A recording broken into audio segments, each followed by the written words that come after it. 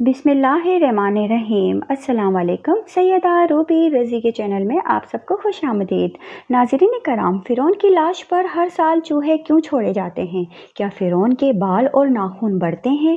फ़िरौन की लाश कब, कैसे और कहां से मिली? फ़िरौन का पासपोर्ट कब और क्यों बनाया गया? क्या ये सही है? क्या फ़िरौन की लाश मिस्र के एक म्यूज़ियम में रखी हुई है? क्या वो अब भी लाश है या मम्मी है? क्या अल्लाह रब्बुल इज़्ज़त ने कुरान मजीद फ़ुरक़ान हमीद में इरशाद फरमाया कि इसकी लाश क़यामत तक रखी जाएगी? इस हवाले से ईसाइयों और यहूदियों का क्या अकीदा है और मुसलमानों का क्या अकीदा है? आज हम आपको फ़िरौन के गर्क होने और इसकी लाश के हवाले से हैरानकुन हक़ाइक़ बताएंगे। साल 1891 से पहले इस दुनिया का कोई इंसान नहीं जानता था कि खुदाई का दावा करने वाला फ़िरौन की लाश का क्या हुआ था, या इनकी कब्रें कहाँ हैं, या कहीं है भी या नहीं। तमाम आसमानी किताबों में इस वाक़े का जिक्र तफसील से मिलता है कि अल्लाह के पैगंबर हज़रत मूसा अलैहिस्सलाम और बनी इसराइल कौम का पीछा करता हुआ एक फ़िरौन पानी में गर्क होकर अपनी फ़ौज समेत मर गया था, जबकि हज़रत मूसा अलैहिस्सलाम और इनकी कौम को पानी ने अल्लाह के हुक्म से गुजरने का रास्ता दे दिया था। मगर इसके बाद इसका क्या हुआ था, इस बारे में किसी भी किताब में नहीं लिखा हुआ, मगर कुरान मजीद में इसके अंजाम के बारे में एक बहुत ही अजीब बात लिखी गई थी जिसकी किसी को समझ नहीं थी। कुरान पाक के सूरत यूनुस की आयत नंबर 92 में अल्लाह रब्बुल इज़्ज़त ने इरशाद फरमाया, सो आज हम सिर्फ तेरी लाश को निजात देंगे ताकि तू इनके लिए निशान इबरत हो जो तेरे बाद हैं। और हकीकत यह है कि बहुत से इंसान हमारी निशानियों से गाफिल हैं। ये वाक़या आज से 3500 साल पहले पेश आया था।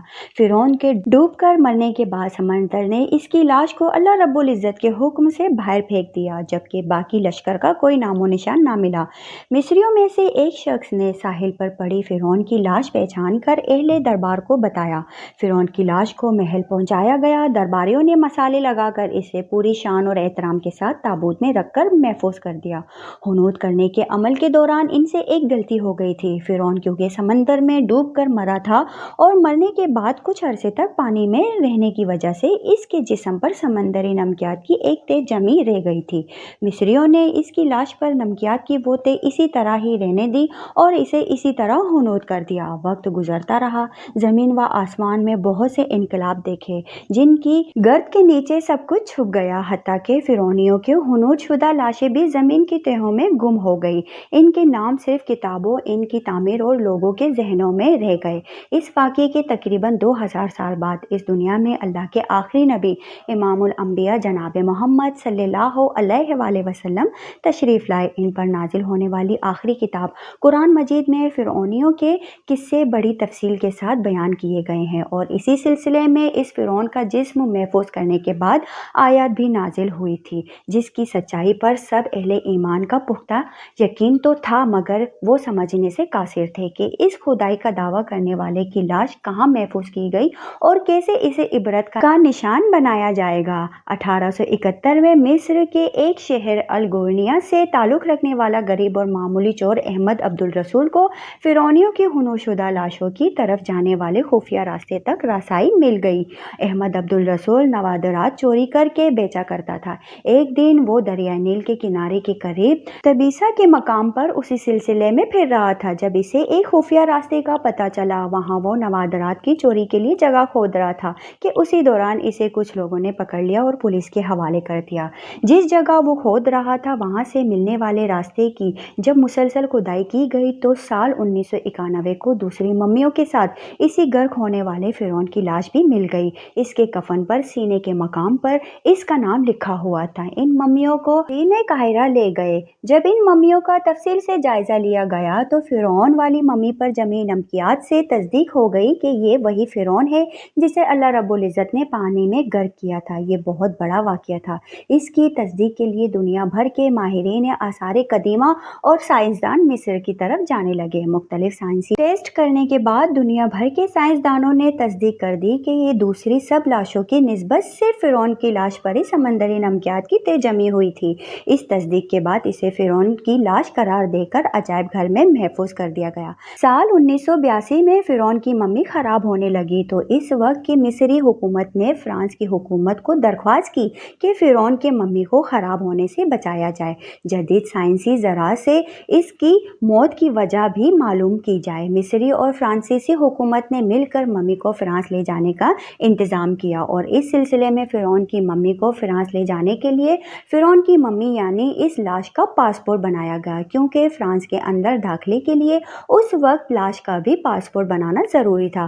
कहा जाता है कि जब फ़िरौन की लाश को फ्रांस पहुंचाया गया तो एयरपोर्ट पर इस दौर के फ्रांसीसी सदर बज़ारते खुद हुकूमत के आला ओहदेदारों, तमाम वज़रा और फ़ौज के अफसरान के साथ इस्तकबाल के लिए मौजूद थे। फ़िरौन की लाश का इस्तकबाल किसी अजीम जिंदा बादशाह की तरह किया गया। फौजी दस्तों ने सलामी दी। फ़िरौन की मम्मी को माहिर डॉक्टरों की टीम के हवाले किया गया। इस टीम की सरबराही डॉक्टर मॉरिस ने की। माइक्रोस्कोप टेस्टों के जरिए मम्मी के तमाम अज़ा का बारीकी से जायजा लिया गया तो मालूम हुआ इसकी लाश और जिस्म पर समंदरी ज़रात अभी तक मौजूद हैं और इसका गोश्त हर रोज़ ताज़ा होता है और बढ़ता है और मौत की वजह भी पानी में डूबने की वजह से हुई थी। एक बादशाह की मौत पानी में डूबने की वजह से हुई, ये डॉक्टर मॉरिस के लिए हैरान कुन बात थी। इसने इस मम्मी के बारे में मज़ीद जानने की कोशिश की तो इसे मालूम हुआ कि इस बादशाह की मौत के हालात मुसलमानों के नबी हज़रत मोहम्मद मुस्तफ़ा सल्लल्लाहु अलैहि वसल्लम पर उतरने वाली किताब कुरान मजीद में तफसील से दर्ज है। इसे इल्म था कि जहाँ से ये लाश मिली है वो एक इस्लामी मुल्क है। तजस्सुस के हाथों मजबूर होकर वो मिस्र पहुँचा। वो एक साइंसदान था। इसने इस मामले में मिस्र के एक साइंसदान से मुलाकात की। इस साइंसदान ने कुरान पाक खोलकर इसे सूरह यूनुस की आयत नंबर 90 से 92 तक का तर्जुमा लफ्ज़ बा लफ्ज़ सुनाया। फ़िरौन का खुदाई का दावा, इसका पानी में डूबकर मरना और फिर पानी से निकाल कर इसकी लाश का हुनूद हो जाना और फिर दोबारा लाश का मिलना और फिर इसकी लाश को जदीद साइंसी दौर में दोबारा महफूज किया जाना, सबका इशारा एक जानिब था और बहुत वाज़ा था। ये अल्लाह रब्बुल इज़्ज़त की शान मकाम और मर्तबा है कि इसने फ़िरौन जिसने खुदाई का दावा किया और इस परवरदिगार के मुकाबले में आया, इसकी लाश को क़यामत तक के लिए निशाने इबरत बना दिया।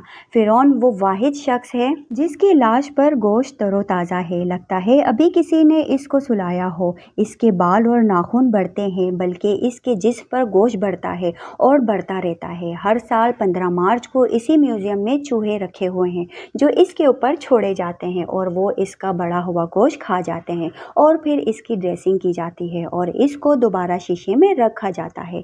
फ़िरौन की लाश के बाल बिल्कुल सही हैं, आंखें बिल्कुल सही, हर चीज़ बिल्कुल सही सलामत। यूँ लगता ही नहीं कि ये 3500 साल पुरानी मम्मी है। मम्मी और लाश में फ़र्क होता है। ऐसा लगता है ये नई और ताज़ा लाश है। मूसा अलैहिस्सलाम और हमारे आका करीम मोहम्मद सल्लल्लाहु अलैहि वसल्लम के दरमियान 2000 साल का फ़र्क है। अल्लाह रब्बुल इज़्ज़त ने इरशाद फरमाया, मैं तुम्हारे जिस्म को निजात नहीं दूंगा और लोगों को दिखाऊंगा कि ये देखो, ये अंजाम है खुदाई का दावा करने का।